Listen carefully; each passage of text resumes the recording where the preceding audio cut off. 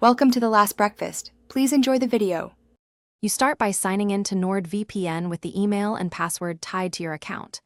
Once signed in, make sure you still control the old email because Nordvpn often sends verification codes there. Check spam if needed.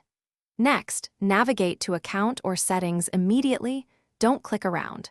You're initiating the change, so pause on the Account Overview page and prepare to authenticate. You may need to enter a 2FA code or confirm via the old email before moving forward. Now go into Profile or Contact Info and select the email field to edit. You'll type the new address, and Nordvpn will often require your current password to authorize the change. This prevents unauthorized edits.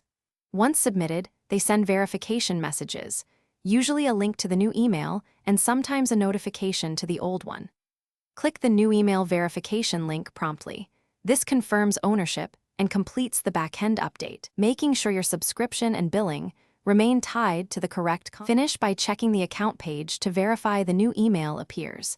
Then sign out and sign back in using the updated email to confirm login works. Make sure billing or recovery options are updated if they reference the old address.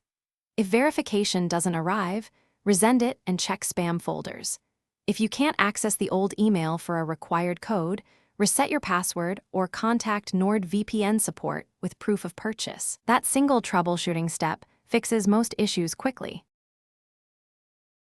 Thanks for watching. If this was helpful, leave a like and consider subscribing. See you next time.